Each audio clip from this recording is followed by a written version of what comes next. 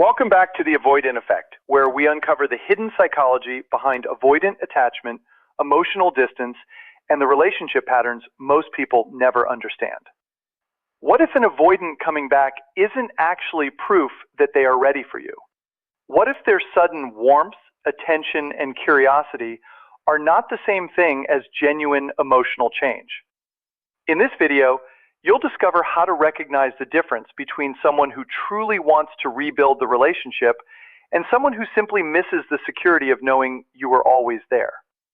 The moment you genuinely stop caring, the entire dynamic can change.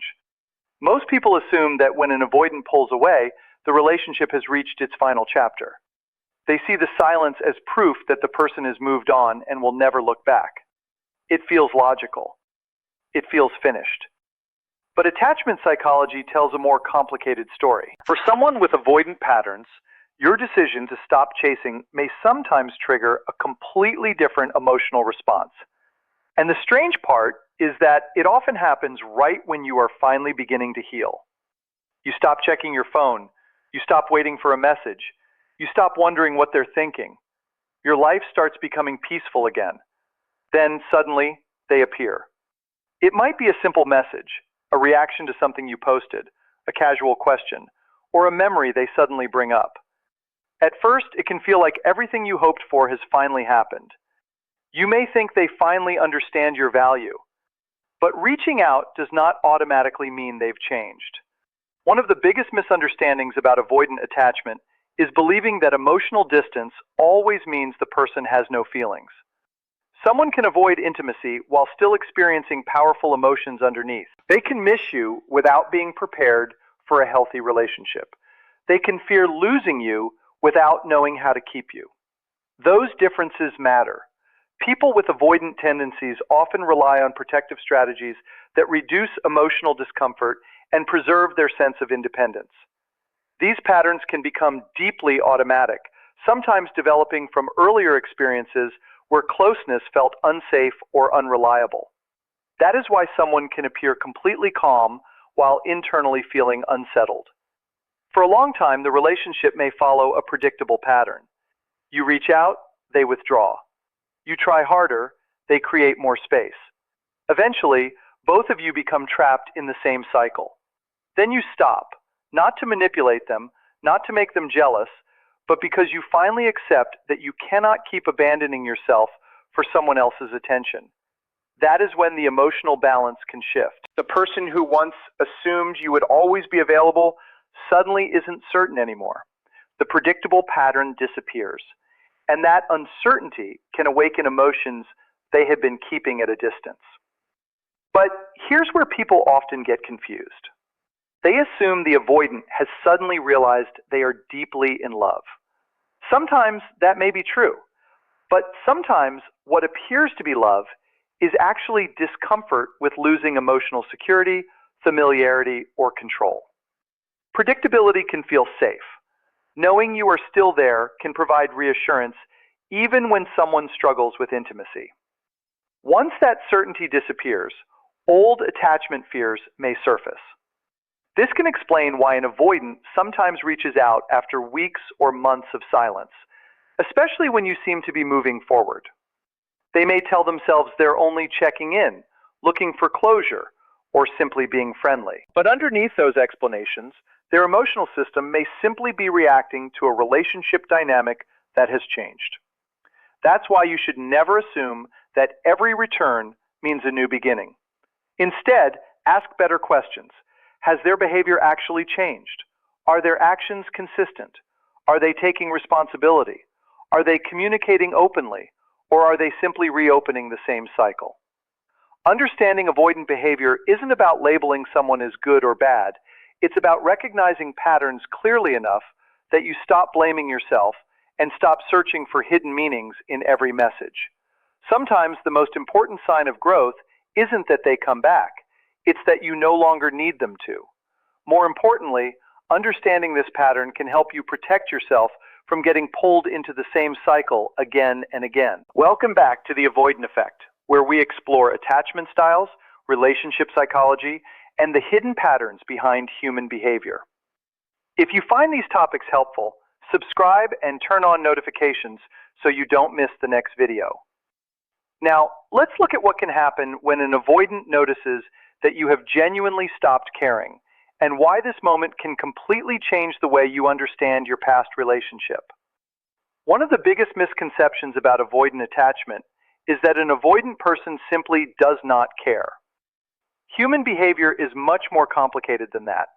Someone can experience strong emotions and still struggle to handle emotional closeness. For an avoidant, intimacy can create tension rather than comfort. The closer someone gets, the stronger their instinct to create distance may become. These patterns can develop early in life when emotional needs were ignored, criticized, or met inconsistently. Over time, the person can learn that depending on others is unsafe, and independence becomes a way of protecting themselves. That pattern can continue into adulthood. An avoidant may genuinely enjoy being with someone, miss them when they're gone, and even have deep feelings for them. Yet, when the relationship becomes more emotionally intense, another part of them starts looking for an exit. This is why their behavior can seem so confusing. One day they're affectionate and engaged, and the next they're distant, quiet, or emotionally unavailable. It may look like their feelings suddenly disappeared, when they could actually be trying to reduce the discomfort created by closeness. Of course, not every avoidant behaves the same way. Attachment exists on a spectrum, and personality, life experiences, emotional maturity, and self-awareness all matter. Some people communicate their need for space honestly. Others disappear. Some recognize their patterns and work to change them, while others repeat the same behavior for years. The important thing is understanding the pattern, rather than placing every person into one category. And one of the most important parts of that pattern is control. Not necessarily controlling another person, but controlling their own emotional experience. An avoidant can feel safer when they decide how much closeness exists and when they can step away before feeling overwhelmed. But that sense of control can disappear when you genuinely stop chasing. Suddenly, the person who was always available isn't guaranteed anymore. The predictable reassurance starts fading. And for someone who relies heavily on emotional distance to feel secure, that uncertainty can activate feelings they had been keeping under control. This is where people often assume the avoidant has suddenly had a massive realization. Sometimes they have, but sometimes something more subtle is happening. They are responding to the loss of certainty. They may become curious again. They may start paying more attention. They may reach out after weeks or months of silence. But that does not automatically mean their fear of intimacy has disappeared or that they're ready for a healthy relationship. Sometimes the return is simply an attempt to restore an emotional balance that changed when you stopped pursuing them. That is why the so-called final move can feel so convincing. It may not even be consciously planned. The avoidant might genuinely believe they're simply checking in, saying hello, or reconnecting. They may not recognize the deeper attachment forces influencing their behavior. This becomes even clearer when you understand the pursuer and distancer cycle. At first, everything can feel natural. Conversations flow, affection feels mutual, and both people seem connected. Then one person begins reaching out more while the other starts creating distance. The more one partner seeks closeness, the more the other seeks space. Eventually, both people are reacting from fear. The person pursuing experiences silence as rejection. The avoidant experiences increasing closeness as pressure. Each person's response strengthens the other's anxiety, and the cycle continues. Here's another detail people often overlook. An avoidant may not dislike receiving attention at all. In fact, knowing that someone still cares can provide a sense of reassurance. As long as you keep checking in, apologizing, reaching out, or trying to repair everything, they know the connection is still available. That means they can maintain distance while someone else keeps the emotional bond alive. And this is why silence should not automatically be interpreted as indifference. An avoidant may still notice changes, remember important details, or quietly observe what is happening from a distance. Their silence may be their way of managing emotions they don't know how to face. But regardless of what is happening inside them, the question that matters most is not whether they're secretly watching or secretly missing you.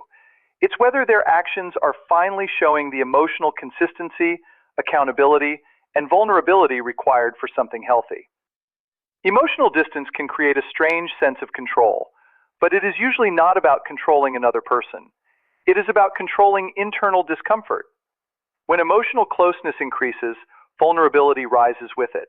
And when vulnerability rises, anxiety can follow. Pulling away becomes a way of lowering that anxiety. This is why an avoidant can look completely calm while the other person is emotionally exhausted. From the outside, it may seem like one person cares deeply while the other feels nothing. But internally, the experience can be much more complicated. The avoidant may feel stable simply because they have created enough distance to feel comfortable again. Meanwhile, the person trying to maintain the relationship may spend every day waiting, wondering, analyzing messages, and searching for meaning in every silence. Uncertainty makes this cycle even stronger. When there are unanswered questions, the mind keeps searching for closure. Inconsistent attention can sometimes create a stronger emotional attachment than predictable affection. The less available the avoidant becomes, the more intensely the other person may try to reconnect. And the more they pursue, the easier it becomes for the avoidant to remain distant. Then something changes. The messages stop. The chasing disappears. The constant apologies and reassurance come to an end. The person who always tried to save the relationship finally steps back. That shift can completely change the emotional pattern the avoidant had become accustomed to. But real detachment is not simply refusing to text. You can stop contacting someone while still thinking about them every few minutes, checking your phone, and secretly hoping they notice your absence. Genuine detachment happens when your emotional state no longer depends on what they do. Your attention returns to your own life. Your mood no longer rises because of one message or falls because of one silence. You stop analyzing every interaction and stop waiting for someone else to give you permission to move forward. And ironically, that is often when the avoidant begins noticing the difference. They may recognize that your communication has changed. Your responses may no longer carry the same urgency. Your energy feels different. The predictable pattern they once knew has disappeared. For months or even years, the pattern may have been simple. They pulled away, you pursued. They became quiet, you reached out. They took longer to respond, and you waited. Eventually, both people became familiar with those roles. But when you stop playing your part, the entire script changes. Now the avoidant cannot predict what you will do next. That uncertainty can activate feelings they had previously kept under control. They may begin wondering whether you are truly gone, whether you have moved on, or whether someone else has entered your life. This does not automatically mean they have suddenly discovered how deeply they love you. Sometimes love is involved, but another force may be operating first, the loss of emotional certainty. There is a crucial difference between missing someone and missing the role that person played in your life.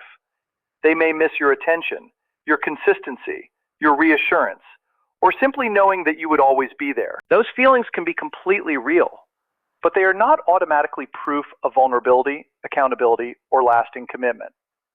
The real question is not whether the avoidant notices your absence.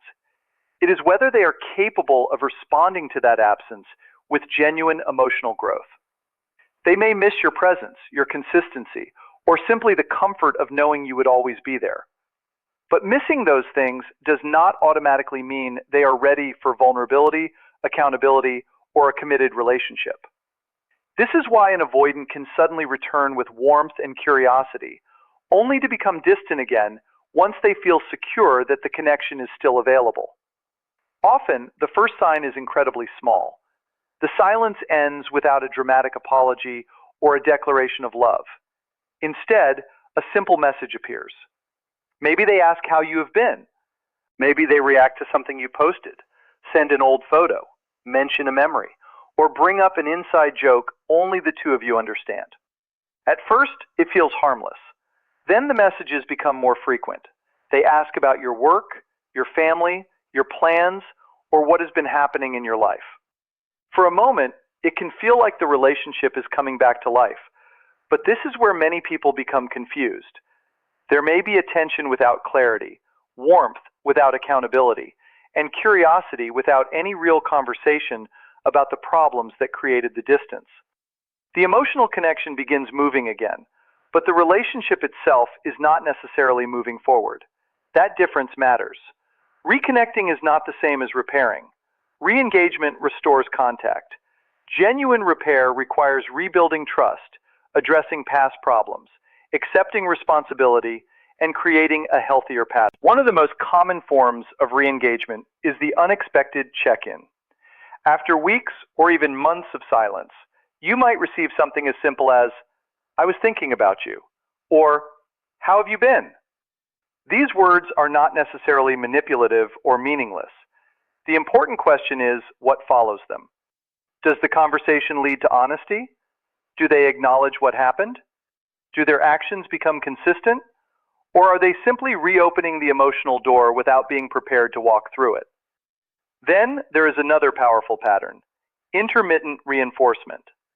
When affection and attention appear unpredictably, the uncertainty itself can make the connection feel even more compelling. One day there is warmth, the next, silence. Then another message arrives, followed by another withdrawal. Your mind starts anticipating the next moment of connection. Hope turns into anticipation, and anticipation can deepen attachment. Eventually, you may find yourself attached not only to the person, but to the emotional cycle itself. Nostalgia can intensify this even further.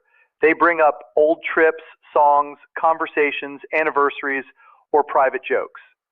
Suddenly, the emotional closeness feels real again. But remembering the past does not automatically mean they are prepared to create a different future. Even increased attention can be misleading. They may text more often, respond faster, compliment you, and appear emotionally present. Yet when the conversation reaches genuine vulnerability, responsibility, or commitment, they pull back. People can change, but real change requires more than temporary emotional intensity. It is demonstrated through consistent behavior, self-awareness, accountability, and a willingness to tolerate the discomfort that previously caused them to run. And not every avoidant person is consciously manipulating anyone. Sometimes these reactions come from deeply established protective patterns. They can genuinely miss you and sincerely want to reconnect while still being unable to handle the vulnerability that comes with true closeness. That is why the most painful moment is sometimes not the breakup itself. It is the moment hope comes back, only for the same pattern to return. A breakup hurts, but it can also bring clarity. Once you accept that something has ended, your mind slowly begins adjusting. You rebuild your routine, regain your balance, and start healing. Then one message appears. Suddenly, everything feels different. The pain returns, not necessarily because the relationship has changed, but because hope has come back. When an avoidant suddenly becomes warm again, your mind can quickly create a story. Maybe they finally understand. Maybe the distance is over. Maybe this time will be different. But hope can grow much faster than evidence. When affection is consistent, you feel secure. When it keeps appearing and disappearing, your mind stays alert, analyzing every message and waiting for the next sign. That emotional intensity can feel like love, but intensity is not the same as security. The avoidant may say they miss you while avoiding commitment. They may become affectionate and then disappear again.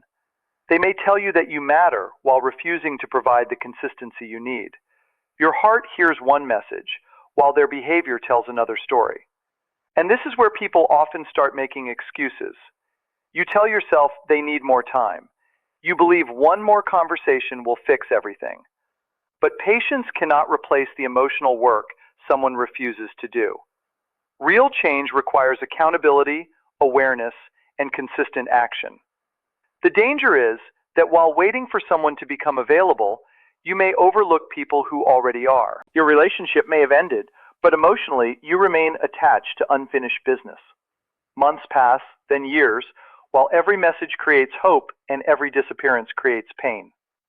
The way forward begins when you stop judging the relationship by isolated moments and start looking at the pattern. Ask yourself what their behavior has consistently shown you over time. One loving message cannot erase months of inconsistency. One apology cannot prove transformation. One return cannot guarantee a different future. And remember, boundaries are not punishment. They protect your peace. When that unexpected message arrives, you do not have to respond immediately. Pause. Ask what has actually changed. Have they accepted responsibility? Are their actions matching their words? Or are you being pulled back into the same cycle? Your worth does not increase because someone returns, and it does not decrease because they leave. You were valuable before them, and you remain valuable without them. An avoidant can change, but real change is demonstrated through sustained effort, emotional openness, accountability, and reliability. So don't measure love by sudden attention. Measure it by patterns. Healthy love creates trust, safety, and peace. You should not have to decode every message to understand where you stand. And perhaps the greatest sign of healing is not that the avoidant comes back. It is that your peace no longer depends on whether they do. When you stop chasing explanations and start choosing yourself, the old cycle finally loses its power. If this video helped you understand avoidant attachment in a different way, leave a like and subscribe to The Avoidant Effect for more insights into attachment styles, relationship psychology, and emotional healing.